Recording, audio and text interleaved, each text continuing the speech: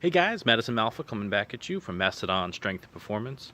I just wanted to share some of my thoughts on if it fits your macros and counting your macronutrients, and kind of what I think about it and a little bit of how I approach things. So one of the problems that with if your macros and why I don't always think it's a good option, and a lot of people are really crazy about it and say a lot of good things, and it's a completely viable option and it works and there's a lot of benefits about it.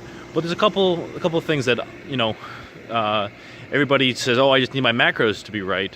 As long as I'm fitting my macros, everything's going to work. But there's a couple of things that you need to realize.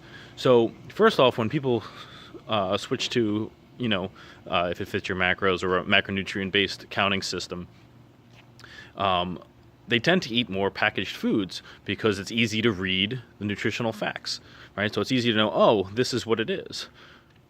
But did you know that those nutritional facts have a percentage of accuracy that is defined on them? So not every package is actually what it says. Not only is it not what it says, that's also done for the average product, and there's a percentage variance on that. So they can vary as much as, I believe, 20%. That can add up and be a lot. Now, additionally, on top of that, not every macronutrient is the same.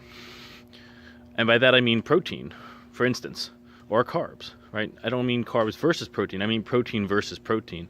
Not every protein is the same as other proteins. Not every carb is the same as other carbs. Different carbs will have different effects on you, and different proteins will have different effects on you. They're not all the same, right? 100 grams of carbs from white rice is going to treat you very differently, and your body's going to have a different response than 100 grams of carbs coming from sugar or corn syrup or something else. If you are somebody that is reactive to a wheat or a grain or something like that, then 100 grams of that versus something that's less inflammatory for you might treat you differently. Your body might not be able to digest it as well, which could be good or bad depending on the situation and the goal. Typically, though, you want to be able to absorb your food, absorb your nutrition. And just eating whatever macro fits, so right, if ice cream fits in your macros and totally wrecks your digestion by just following your macros, it's okay.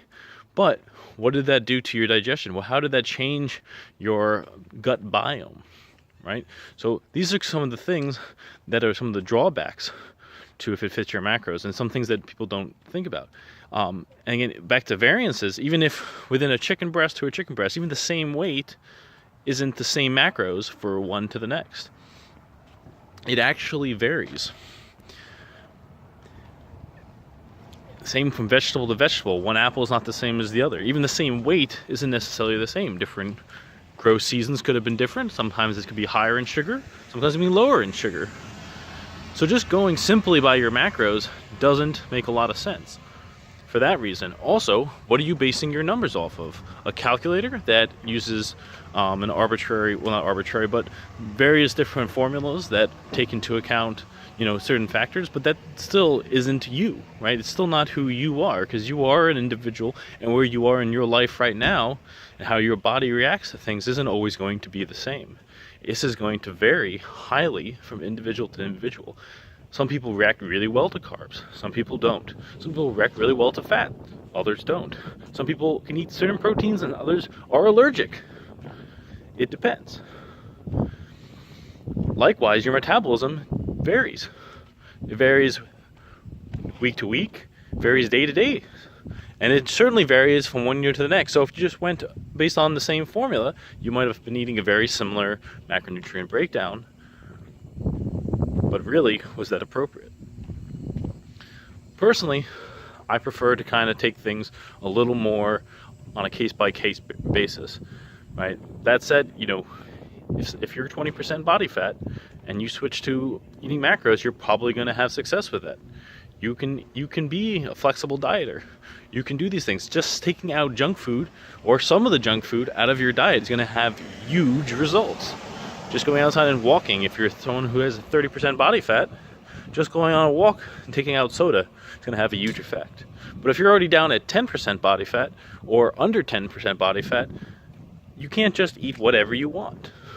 You can't go, oh, hey, you know what, I feel like having some cookies today. Those are going to fit my macros. It's okay. It's a little more specific than that. The more extreme your result that you're trying to achieve, the more extreme the means to do it need to be. If you're just trying to get healthier, if you're just trying to make small progress from a place of being fat, this can work. It is a viable strategy, and I have myself utilize it on myself, and I've also utilized it with clients.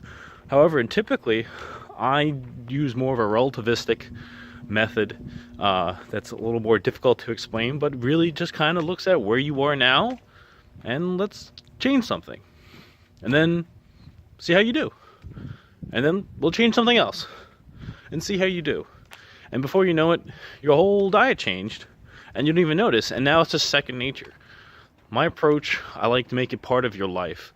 And personally, and some people don't have a problem with this, but personally, tracking my macros is a pain in the ass, so I don't like it.